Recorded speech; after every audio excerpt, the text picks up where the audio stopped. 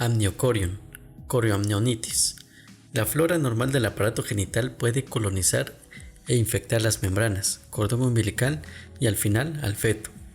Por lo general, las bacterias ascienden después de la rotura prolongada de las membranas y durante el trabajo de parto para causar infección. Al principio, los organismos infectan el corion y la decidua adyacente en la región que cubre el orificio interno. Más tarde, progresa el compromiso del espesor completo de las membranas, coroamnionitis. A menudo, los organismos se diseminan por la superficie coroamniótica para colonizar y replicarse en el líquido amniótico. Más tarde, puede seguir la inflamación de la placa coriónica y el cordón umbilical, funicitis. Lo más frecuente es que se trate de coroamnionitis microscópica u oculta, que se debe a diversos microorganismos. A menudo, esto se cita como una explicación posible para muchos casos inexplicables de rotura de membranas, trabajo de parto prematuro o ambos. En algunos casos, la infección macroscópica se caracteriza por opacidad de la membrana visible y a veces se acompaña de olor fétido que depende de la especie bacteriana. Otras anormalidades de las membranas. El amnios nodoso es un trastorno caracterizado por numerosos nódulos pequeños de color bronce claro fijos al amnios que cubre la placa coriónica. Pueden rasparse de la superficie fetal y contienen depósitos de escamas fetales y fibrina que reflejan oligohidramios prolongado y grave. Es posible que las membranas fetales formen dos bandas notables. Primera, la secuencia de banda amniótica es una secuencia de alteración anatómica en la que bandas de amnios fijan, constriñen o amputan partes fetales. Las bandas pueden formarse de manera espontánea o después de procedimientos quirúrgicos fetales. Las bandas anatómicas a menudo causan defectos por reducción de extremidad, hendiduras faciales o encefalocele. El compromiso del cordón umbilical es otra secuela. Los defectos graves espinales o de la pared ventral que acompañan a las bandas amnióticas sugieren un complejo de extremidad-pared corporal, que se describe en el capítulo 15. Por lo general, con la ecografía se identifican primero las secuelas de esta secuencia en lugar de bandas mismas. Como con cualquier anomalía fetal, está indicada la ecografía enfocada. La identificación de un defecto por reducción de extremidad, un encefalocele de localización atípica o una extremidad con edema o deformidad postural es motivo para una valoración cuidadosa pronta en busca de bandas amnióticas. El tratamiento depende del grado de deformidad anatómica. La interrupción fetoscópica con láser de banda puede ser adecuada en casos prenatales muy seleccionados. Segundo, en contraste, una hoja amniótica se forma por amniocorio normal envuelto alrededor de una sinequia uterina preexistente. Por lo general, estas hojas conllevan poco riesgo fetal, aunque se han descrito tasas un poco más altas de rotura prematura de membranas y desprendimiento placentario. Cordón umbilical, longitud. Al momento del parto, la mayoría de los cordones umbilicales mide 40 a 70 centímetros de largo y muy pocos miden menos de 30 centímetros o mayor de 100 centímetros. La longitud del cordón tiene una influencia positiva de la paridad y el índice de masa corporal de la madre. En estudios retrospectivos, los cordones cortos se han relacionado con malformaciones congénitas y sufrimiento intraparto. Los cordones demasiado largos se relacionan con enredos o prolapso de cordón y con anomalías fetales. Como hay limitaciones técnicas para la medición prenatal de la longitud del cordón, el diámetro de cordón se ha evaluado como marcador predictivo para los resultados fetales. Algunos han relacionado los cordones delgados con crecimiento fetal deficiente y los de diámetro grande con macrosomía. Sin embargo, la utilidad clínica de este parámetro aún no está clara. Espiral. Las características de la espiral del cordón no son parte de la valoración ecográfica estándar actual. Por lo general, los vasos umbilicales forman una espiral por el cordón en sentido siniestro, es decir, a la izquierda. El número de giros completos por centímetro de longitud del cordón se denomina índice de enrollamiento umbilical. Un índice de enrollamiento umbilical prenatal normal valorado por ecografía es de 0.4, lo cual contrasta con el valor normal posparto medido en forma física de 0.2. Los índices de enrollamiento umbilical menor a 10 percentil se consideran hipoenrollados y los mayores de 90 percentil son hiperenrollados. En la clínica, la relevancia de los extremos de enrollamiento es controversial. Algunos estudios que valoran grandes cortes no seleccionadas no encuentran relaciones entre los valores del índice de enrollamiento umbilical y un resultado neonatal adverso. En otros, los extremos se relacionan con varios resultados adversos, pero los más consistentes con alteraciones son la frecuencia cardíaca fetal intraparto, trabajo de parto prematuro o restricción del crecimiento fetal. Número de vasos. El conteo del número de vasos en el cordón es un componente estándar de valoración anatómica durante el examen ecográfico fetal y justo después del nacimiento. Al principio, los embriones tienen dos venas umbilicales. En el primer trimestre, la vena derecha casi siempre se atrofia y deja una vena grande que acompaña a las dos arterias umbilicales de pared gruesa. Los cordones con 4 vasos son raros y a menudo se relacionan con anomalías congénitas. Sin embargo, si es un hallazgo aislado, el pronóstico puede ser bueno. La alteración más frecuente es la de una arteria umbilical única. Su incidencia citada es de 0.63% en recién nacidos vivos, 1.92% en muertes perinatales y 3% en gemelos. Los fetos con malformaciones mayores con frecuencia tienen una arteria umbilical única. Por tanto, su identificación a menudo lleva a considerar una ecografía enfocada y tal vez ecografía fetal. Las anomalías más frecuentes son cardiovasculares y genitourinarias. En un feto anormal, una arteria umbilical única aumenta mucho el riesgo de aneuploidia y se recomienda la amniocentesis para la valoración cariotípica. Si la ecografía enfocada encuentra que por lo demás la anatomía es normal, una arteria umbilical única aislada en un embarazo de bajo riesgo no eleva de manera significativa el riesgo de aneuploidia fetal. Sin embargo, como hallazgo aislado se ha relacionado con restricción del crecimiento fetal y muerte perinatal en algunos, aunque no en todos los estudios. Por tanto, la vigilancia clínica del crecimiento es razonable, pero el valor de vigilancia ecográfica no está claro. En cambio, una arteria umbilical fusionada con una luz compartida es rara. Es resultado de la falta de división de las dos arterias durante el desarrollo embrionario. La luz común puede extenderse a todo el cordón, pero si es parcial, suele encontrarse cerca del sitio de inserción placentaria. En un informe, estas malformaciones se relacionaron con una mayor incidencia de inserción marginal o velamentosa del cordón, pero no con anomalías fetales congénitas. La anastomosis de Hirsch se encuentra en la mayoría de las placentas, es una conexión entre las dos arterias umbilicales y se encuentra cerca de la inserción del cordón en la placenta. Desde el punto de vista fisiológico, esta anastomosis iguala a las presiones entre las arterias. La redistribución consecuente de los gradientes de presión y flujo sanguíneo mejora la perfusión placentaria, en particular durante las contracciones uterinas o durante la compresión de una arteria umbilical. Los fetos con una arteria umbilical única carecen de esta válvula de seguridad. Remanentes y quistes. Varias estructuras se alojan en el cordón umbilical durante el desarrollo fetal y sus remanentes pueden verse cuando el cordón maduro se inspecciona de forma transversal.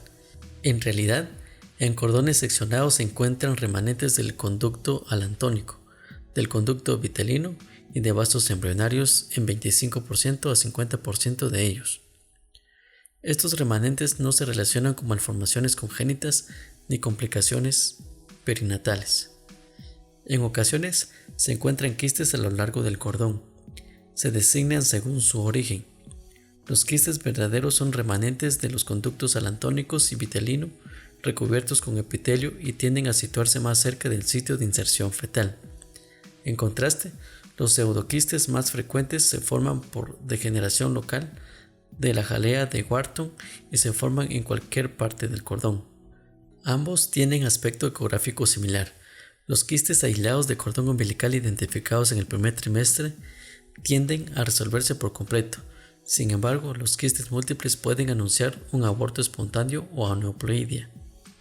Los quistes que persisten después de este periodo se acompañan de riesgo de defectos estructurales y anomalías cromosómicas. Inserción. Lo normal es que el cordón se inserte en la pared central del disco placentario, pero hay inserciones variantes: excéntrica, marginal y velamentosa. De estas, las inserciones excéntricas no implican un riesgo fetal identificable en general. La inserción marginal es una variante frecuente, a veces denominada placenta en raqueta, en la que el cordón se fija en el margen placentario. En un estudio poblacional, la tasa fue del 6% en embarazos individuales y de 11% en los gemelares. Esta inserción variante frecuente rara vez causa problemas, aunque esta y la inserción velamentosa a veces permiten que el cordón sea arrancado durante el alumbramiento placentario. En los gemelos monocoriónicos, la inserción marginal puede relacionarse con discordancia de peso.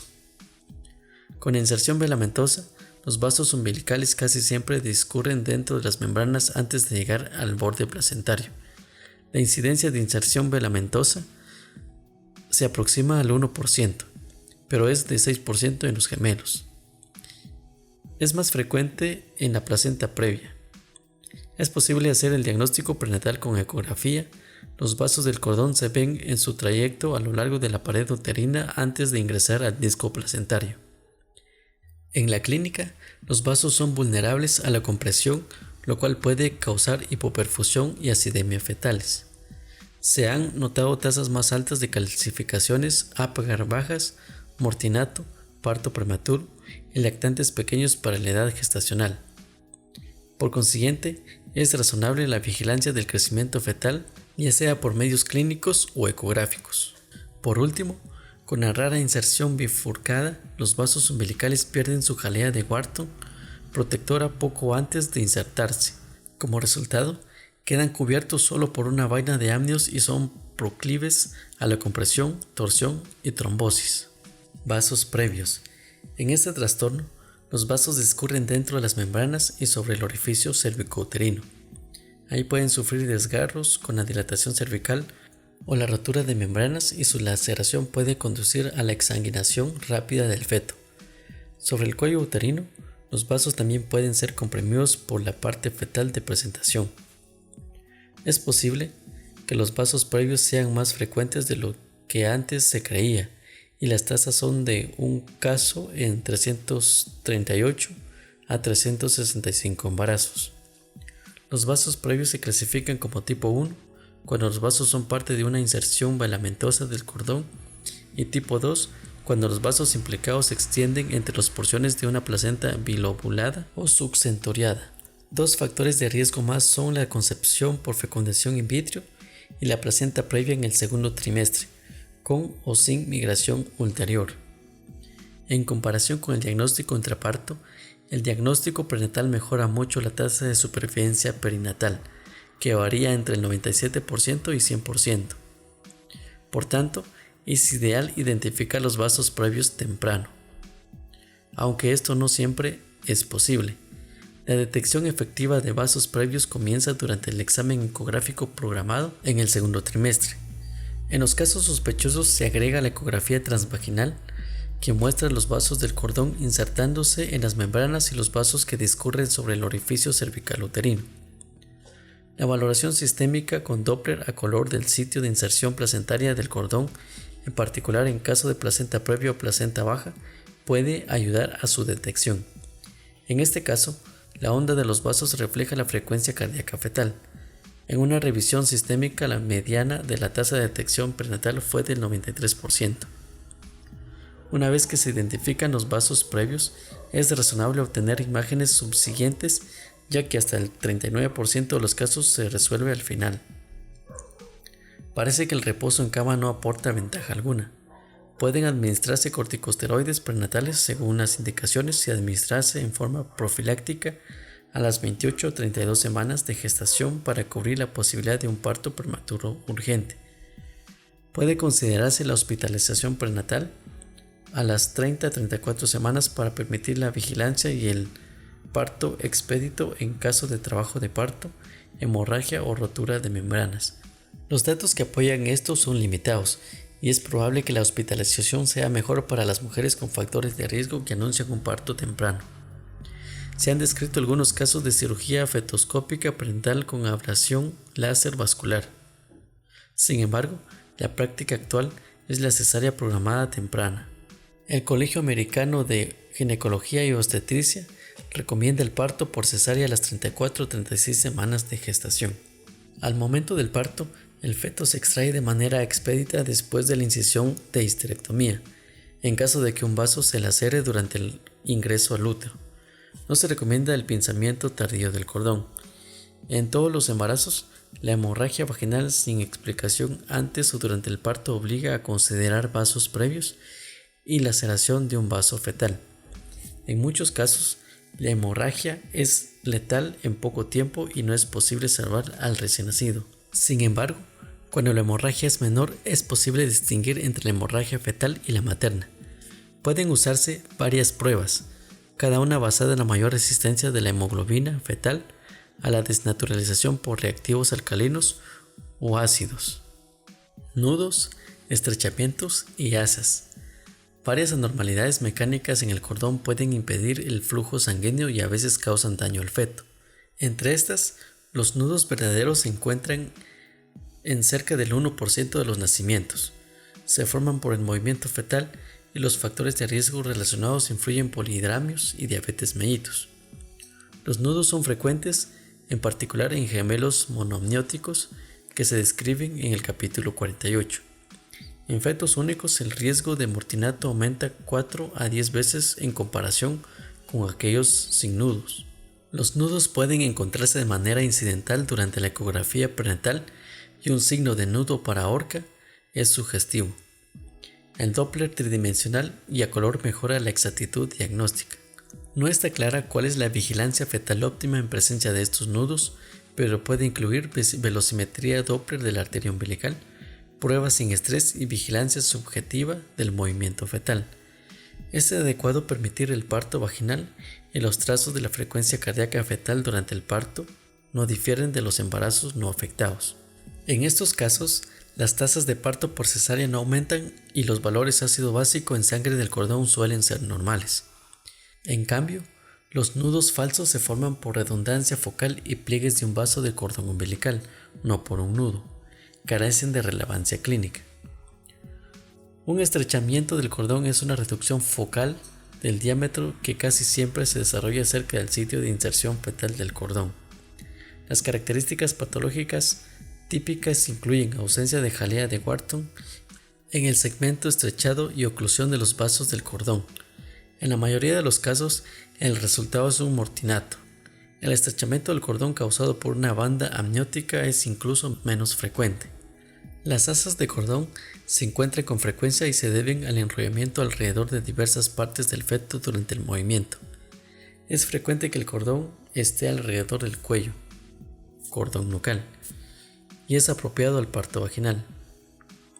Se informa un asa en 20% a 34% de los partos, 2 asas en 2.5% a 5% y 3 asas en 0.2% a 0.5%. Durante el trabajo de parto, hasta el 20% de los fetos con un cordón nucal tienen desaceleraciones moderadas a intensas de la frecuencia cardíaca, las cuales se relacionan con un pH arterial umbilical más bajo. Las desaceleraciones no se alivian con la infusión amniótica. Los cordones enrollados alrededor del cuerpo pueden tener efectos similares. A pesar de su frecuencia, los cordones nucales no se acompañan de tasas más altas de resultados perinatales adversos. Por último, una presentación fúnica, la parte de presentación es del cordón umbilical. Estos casos son infrecuentes y por lo general se relacionan con una presentación fetal anómala. Una presentación fúnica se identifica en ocasiones en la ecografía placentaria y con Doppler a color. El prolapso de cordón manifiesto u oculto puede complicar el trabajo de parto. Por tanto, una vez identificado al término del embarazo, casi siempre se recomienda la operación por cesárea. Vascular. Los hematomas del cordón son raros y por lo general son resultado de la rotura de un vaso umbilical, casi siempre la vena, y hemorragia hacia la jalea de Wharton. Los hematomas se relacionan con longitud anormal del cordón, aneurisma de un vaso umbilical, traumatismo, enredamiento, punción de la vena umbilical y funicitis. La mayoría de los casos se identifica después del parto, pero los hematomas pueden detectarse en ecografía como masas hipoecoicas que carecen de flujo sanguíneo. Las secuelas incluyen murtinato o patrón anormal de la frecuencia cardíaca fetal durante el parto. Sin embargo, hay informes de casos con resultados normales. Las trombosis de vasos del cordón umbilical son fenómenos intrauterinos raros y pocas veces se diagnostican antes del parto. Cerca del 70% es una trombosis venosa, 20% venosa y arterial, y 10% es arterial. Todos estos casos se relacionan con tasas altas de murtinato, restricción del crecimiento fetal y sufrimiento fetal intraparto. Si se identifican antes del parto como masas hipoecoicas sin flujo sanguíneo, los datos de los informes de casos sustentan la consideración del parto inmediato del feto en edad viable. Una varice de la vena umbilical puede complicar la porción intraamniótica o intraabdominal fetal de la vena umbilical. En el examen ecográfico complementario con Doppler a color, las raras varices intraamnióticas muestran dilatación quística de la vena umbilical contigua a una porción de calibre normal. Entre sus complicaciones, una varice intraamniótica puede comprimir una arteria umbilical adyacente, pueden romperse o experimentar trombosis. Una revisión sistémica de 250 casos encontró que cerca de la quinta parte se acompaña de otras anomalías. Los casos aislados tuvieron resultados tranquilizadores, pero casi siempre necesitaron vigilancia prenatal. El raro aneurisma de la arteria umbilical se produce por adelgazamiento congénito de la pared vascular con disminución del soporte de la jadea de Wharton. En realidad, la mayoría se forma en o cerca del sitio placentario de inserción del cordón, donde este soporte no existe. Estas alteraciones se relacionan con una arteria umbilical única, trisomía 18, extremos del volumen del líquido amniótico, restricción del crecimiento fetal y mortinato. Al menos una teoría, estos aneurismas podrían causar compromiso fetal y muerte por compresión de la vena umbilical. Con aneurismas que miden mayor a 5 centímetros, el reservorio sanguíneo dentro del aneurisma puede conllevar riesgo de insuficiencia cardíaca de gasto alto. En la ecografía, estos aneurismas pueden verse como un quiste con borde hiperecoico. Dentro del aneurisma, el Doppler espectral de flujo a color muestra flujo de baja velocidad o turbulento no pulsátil.